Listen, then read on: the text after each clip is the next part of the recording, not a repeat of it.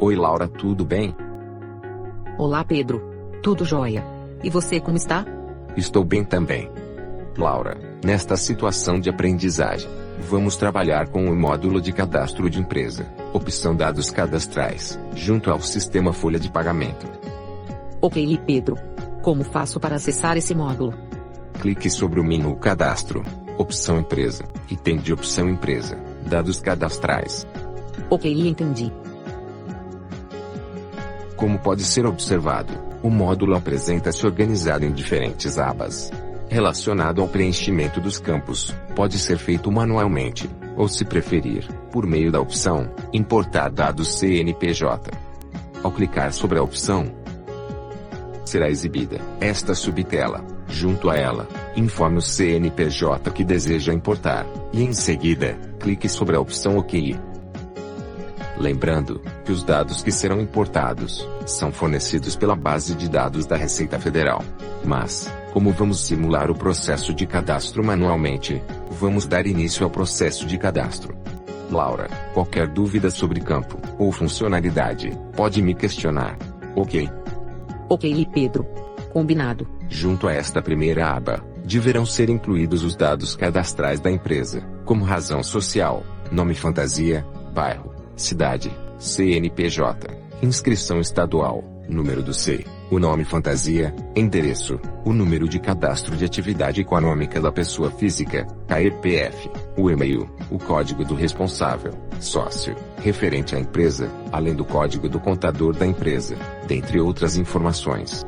Ao realizar essas configurações iniciais, junto a este campo, informe a descrição da atividade principal da empresa. Se a empresa trabalhar com atividade de construção civil, devo clicar sobre esta opção de fixar?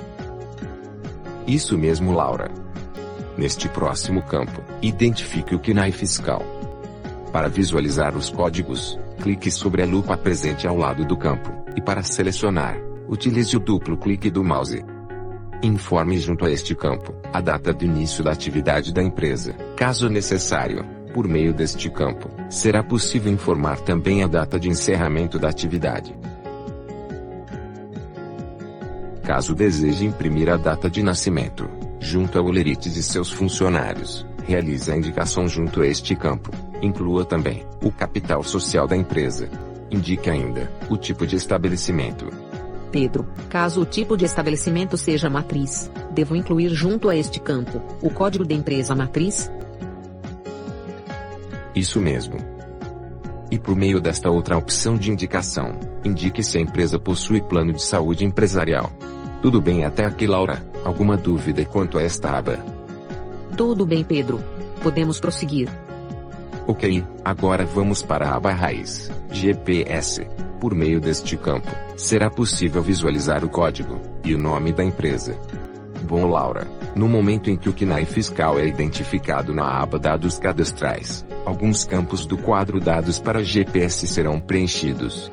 Sendo assim, caso seja necessário, junto ao quadro Dados para GPS, será possível incluir ou alterar o código FPAS, o código de pagamento GPS, o percentual de contribuição de INSS da empresa, o código e o percentual de terceiros. Quanto à situação de grau de risco RAT, neste campo, caso necessário, será possível incluir o percentual que será aplicado, e em seguida, o fator acidentário de prevenção FAP. Em caso de dúvidas sobre os códigos corretos a serem informados, faça uso da lupa presente ao lado dos campos. Tudo bem até aqui, Laura? Sim. Ok. Agora, por meio desta opção, indique se a empresa cadastrada é ou não instituição financeira. Certo. Na próxima opção, devo indicar se a empresa é ou não optante pelo Simples Nacional, ou ainda, pelo CIMEI? Isso mesmo, Laura.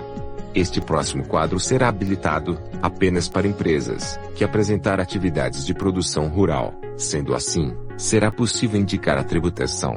Ao indicar que a empresa é optante do Simples Nacional, será preciso também, junto a este campo, informar o tipo de incidência de INSS. Outra funcionalidade importante é esta. Ao clicar sobre ela, será exibida esta subtela. Por meio dela, será possível visualizar o histórico de enquadramento. Nossa, que bacana. É sim, Laura. Agora, quanto às informações relacionadas às alterações de enquadramento, são distribuídas por meio destas colunas. Bom, Laura, agora vamos para o quadro Dados para a raiz. Ok, Pedro. Sobre a raiz, neste campo, informe o código de natureza do estabelecimento. Por intermédio da opção Pesquisar em tela, é possível visualizar todos os códigos existentes. Para selecionar a opção desejada, utilize o duplo clique do mouse. Pedro, na situação onde existe a operação de endereço, devo indicar junto a esta opção? Exatamente, Laura. Parabéns. Agora, na situação onde tem ocorrido mudança no código de CNPJ, SEI, por intermédio deste campo, você indica o motivo pelo qual isso ocorreu. Dependendo da opção selecionada, por intermédio destes dois próximos campos, você deve indicar o CNPJ e SEI anterior. Por meio deste campo, indique a situação do regime de cálculo do imposto de renda retido na fonte. Junto a este campo, será apresentado o código do município cadastrado. Na situação de alteração, utilize a lupa presente ao lado do campo. Além disso, na situação de alteração da data base da categoria, o campo a ser usado será este. Por meio deste campo, devo indicar ao sistema se a empresa está inscrita no PAT? E em seguida, devo indicar por meio desta opção seu enquadramento? Isso mesmo, Laura. Muito bem. Por meio desta última opção, indique o tipo de equipamento de ponto utilizado pela empresa. Alguma dúvida quanto a esta aba? Não, Pedro. Pode seguir com as orientações. Ok. Sendo assim, vamos para a aba Dados para cálculo. Por meio deste primeiro campo, indique o código do sindicato patronal, filiado à empresa. Em caso de dúvidas, faça uso da opção Pesquisar em tela. Relacionado aos sindicatos exibidos, podem ser classificados em ordem numérica, e também alfabética. Quanto à seleção do sindicato, deve ser realizada por meio do duplo clique de mouse. Em seguida, relacionado ao quadro Dados para gerar arquivo CAGED, junto a este campo informe, caso exista, a data de mudança de sua razão social. Tudo bem até aqui, Laura? Tudo sim, Pedro. Ok. Quanto ao quadro Dados para cálculo, como primeira ação, por meio desta primeira opção, indique ao sistema a situação de autarquia municipal.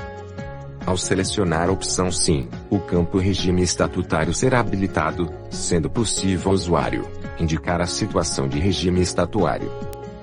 Neste próximo campo, indique a taxa de arredondamento, e neste outro, o percentual fixo de adiantamento sobre o salário. Logo em seguida, indique quando necessário, se a empresa se trata de uma cooperativa, e por meio deste outro campo, indique o tipo de cooperativa. Outro detalhe importante é que, caso a empresa tenha conseguido por decisão judicial, isenção da contribuição ao INSS, para os eventos de aviso prévio, e 13º salário indenizados, mantenha essa opção de fixar selecionada. Alguma dúvida quanto a este quadro, Laura? Não, Pedro. Ok.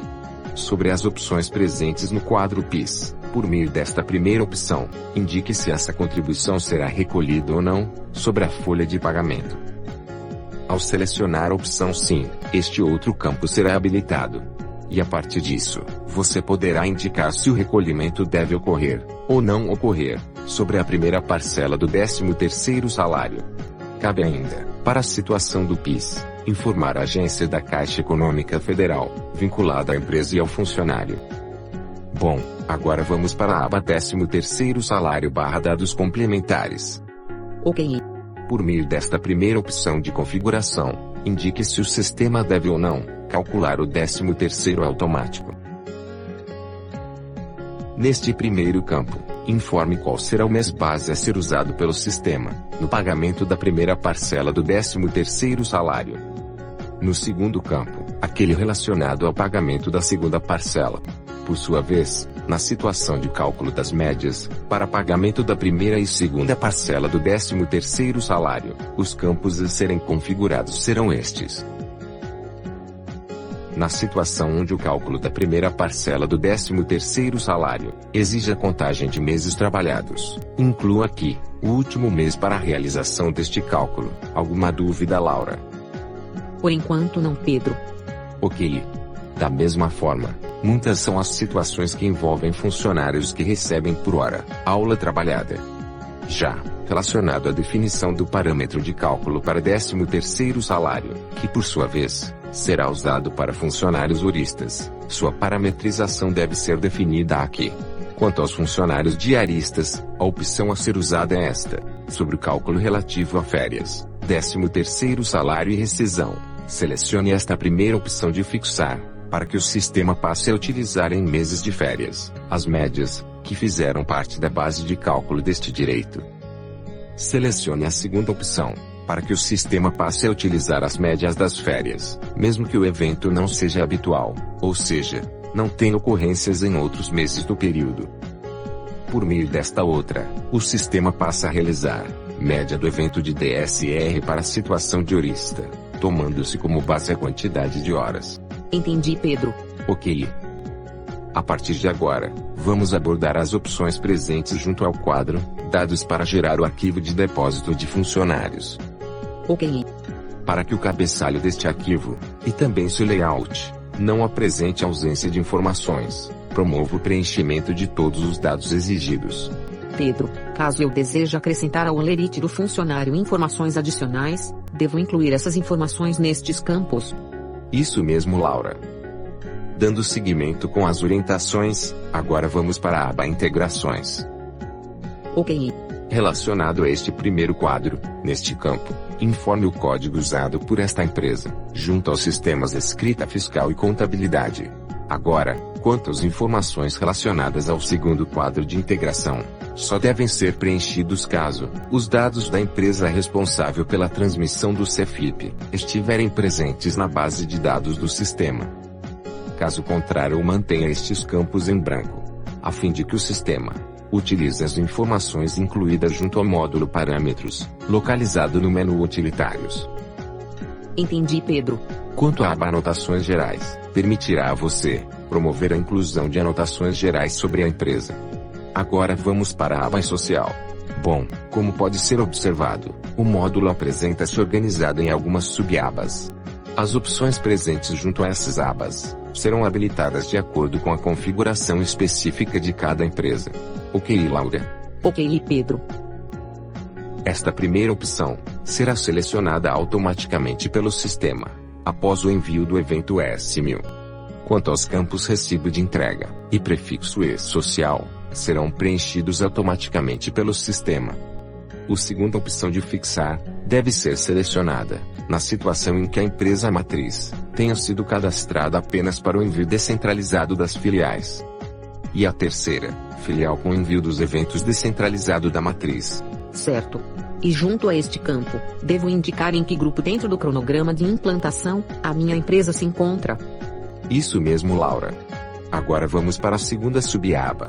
Por meio deste primeiro campo, será possível informar o número do registro da empresa de trabalho temporário no Ministério do Trabalho.